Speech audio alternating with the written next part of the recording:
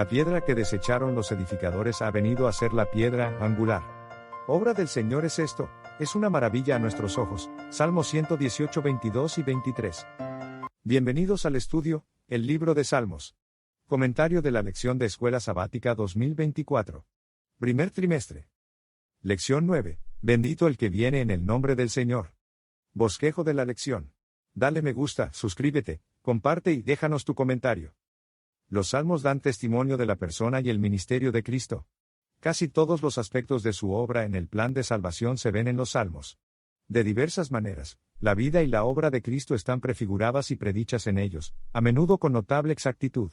Los temas revelados en los salmos incluyen la divinidad de Cristo, su filiación divina, su obediencia, su celo por el templo de Dios, su identidad como buen pastor, la traición, su sufrimiento, sus huesos que no fueron quebrados, su muerte, resurrección, ascensión, sacerdocio y realeza. Todo está allí, como se predijo muchos siglos antes de que Jesús viniera en carne y hueso. No es de extrañar, por ejemplo, que al hablar de su ministerio Jesús citara salmos en su conversación con los discípulos camino a Emaús, Lucas 24:44. Quería que encontraran en los salmos la prueba de quién era Él.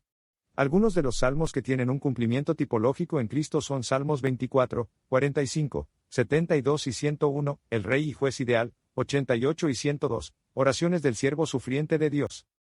El pastor, Salmo 23. Lee Salmos 23, 28, 9, 81, 78, 52 y 53, 79, 13, y 103. ¿Cómo se describe en estos textos la relación entre el Señor y su pueblo? La imagen del Señor como pastor y del pueblo de Dios como ovejas de su prado pone de relieve la guía y el cuidado sustentador de Dios para con su pueblo, así como su dependencia de Dios para satisfacer todas sus necesidades. La imagen transmite la noción de cercanía entre Dios y su pueblo, porque los pastores vivían con sus rebaños y cuidaban de cada oveja individualmente. La imagen pastoral subraya también la propiedad de Dios sobre su rebaño, garantizada por dos fuertes vínculos, la creación, Salmo 95, 6 y 7, 103 y el pacto, Salmo 28, 9, Hebreos 13, 20. Al componer sus salmos, David se veía a sí mismo y al pueblo de Israel, como ovejas bajo el cuidado personal del pastor divino, Salmo 23, 1 al 4. Lee Juan 10, 11 al 15. ¿Qué dice Jesús de sí mismo como buen pastor? El buen pastor da su vida por las ovejas, él no es como el asalariado que cuando ve venir el lobo, huye abandonando las ovejas. Él conoce sus ovejas, y ellas lo conocen a él. Él pone su vida por las ovejas.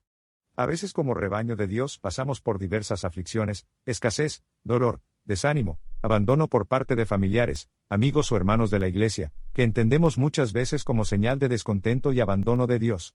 Sin embargo, el buen pastor nunca abandona a sus ovejas descarriadas, sino que la busca para salvarlas. ¿Qué relación existe entre Dios, nuestro pastor, y nosotros, ovejas de su prado? Dios es nuestro creador, Salmo 95, 6 al 7. Dios es nuestro Salvador, Salmo 28, 9. Dios es nuestro guía, Salmo 78, 52. Nosotros le alabamos, Salmo 79, 13. Jesús es el buen pastor. Cuando entramos en una relación íntima con Él, reconocemos su voz y formamos parte de su rebaño, Juan 10, 4 al 5 y 16. Además, Jesús confirmó que llamaría a sus ovejas de otros rebaños y las uniría en un solo rebaño, Juan 10, 16. El Mesías sufriente, Salmo 22. Lee Salmos 22 y 118, 22. ¿Cómo trataron al Mesías aquellos a quienes Él había venido a salvar? Muchos salmos expresan los sentimientos agónicos de máximo desamparo del Mesías sufriente, por ejemplo, Salmo 42, 88 y 102. Salmo 22 es una profecía mesiánica directa, porque muchos detalles de este salmo no se pueden relacionar históricamente con el rey David, sino que encajan perfectamente con las circunstancias de la muerte de Cristo. Jesús oró con las palabras de Salmo 22:1 en la cruz, Mateo 27:46. Salmo 22 es una predicción de los sufrimientos del Mesías. Se cumplió exactamente en la crucifixión de Jesús. A pesar del rechazo de su pueblo, y del sufrimiento al que fue sometido, Dios convirtió a Jesús en la piedra angular del templo espiritual, Salmo 118:22, Efesios 2:20 al 22, Primera de Pedro 2:4. Si nos dejamos caer sobre esta piedra seremos quebrantados y alcanzaremos salvación. Pero, si lo rechazamos, seremos desmenuzados, y estaremos perdidos. Lucas 20:17 al 18. El Hijo de David, Salmos 89 y 132. Lee Salmos 89, 27 al 32 y 38 al 46, y 132, 10 al 12. ¿En qué consiste el pacto davídico? Al parecer, ¿qué fue lo que lo puso en peligro? El pacto davídico contiene la promesa de Dios de sostener eternamente el linaje de David y la prosperidad del pueblo de Dios. Primer libro de Samuel 7, 5 al 16, Salmo 89, 1. La permanencia del pacto se afianzaba sobre el solemne juramento de Dios y la fidelidad del rey a Dios. Sin embargo, incluso los reyes devotos, como el rey David, no siempre fueron fieles al Señor. Salmo 89 se lamenta por la dura realidad que parece indicar que las gloriosas promesas del pacto davídico se han perdido. ¿Abandonó Dios irremediablemente a Israel? La respuesta, por supuesto, es no. Dios hizo un pacto con David y lo declaró primogénito, es decir, el mayor entre los reyes de la tierra. Salmo 89, 27. Prometió bajo juramento que la descendencia de David se sentaría para siempre sobre el trono de Israel. Salmo 89, 3 al 4. Jesucristo es el Hijo de David y es el Mesías. Mateo 1:1, Hebreos 1:8. Se lo llama el primogénito, el principal, de toda creación. Colosenses 1:15, en alusión a Salmo 89, 27, que llama a David, ¿quién era el tipo de Cristo? El primogénito de Dios. Yo también lo pondré por primogénito, el más excelso de los reyes de la tierra. Es evidente que el título primogénito no expresa la condición biológica de David, porque David era el octavo hijo de sus padres. Primer libro de Samuel 16, 10 y 11. Lo mismo sucede con Jesús. Este título significa su honor y su autoridad especiales. Colosenses 1:16, 20 al 22. Dios hizo de Jesús el Rey Supremo sobre todo el mundo cuando lo resucitó de entre los muertos. Hechos 2:30 y 31. Sin embargo, Dios rechazó a David su ungido y le quitó el reino a Salmo 89, 38 al 39. ¿Por qué?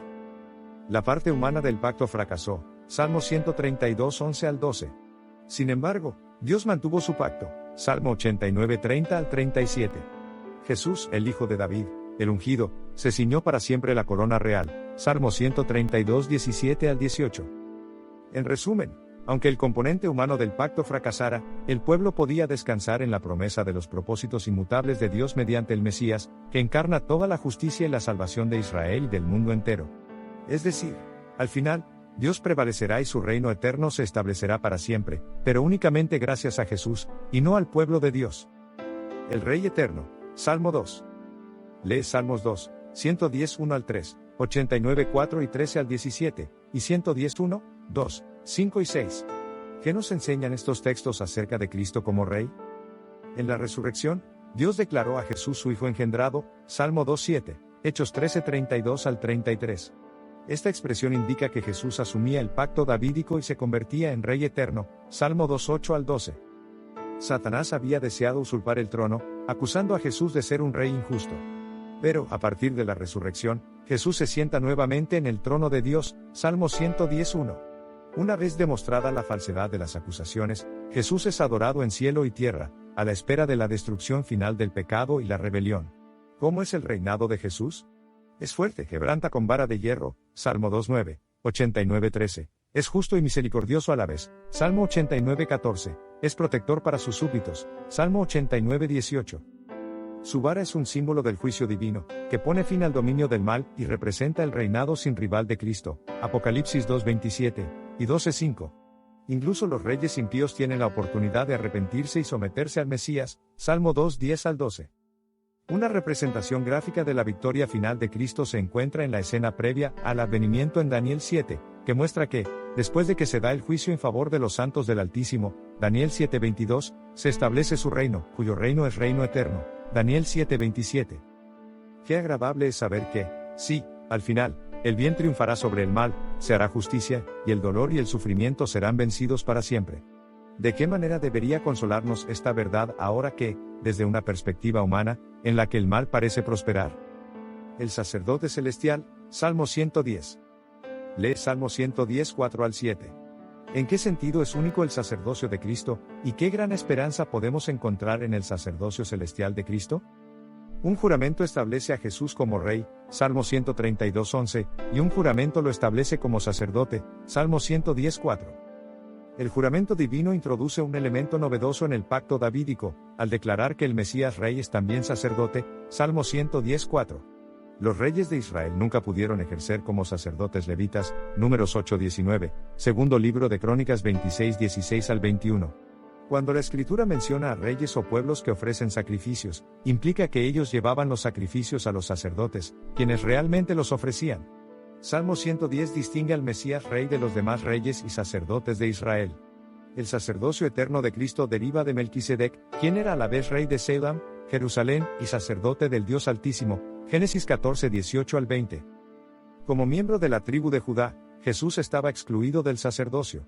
Sin embargo, Dios mismo lo declaró sacerdote según un ministerio superior y anterior al sacerdocio levítico, Hebreos 7:14 al 15.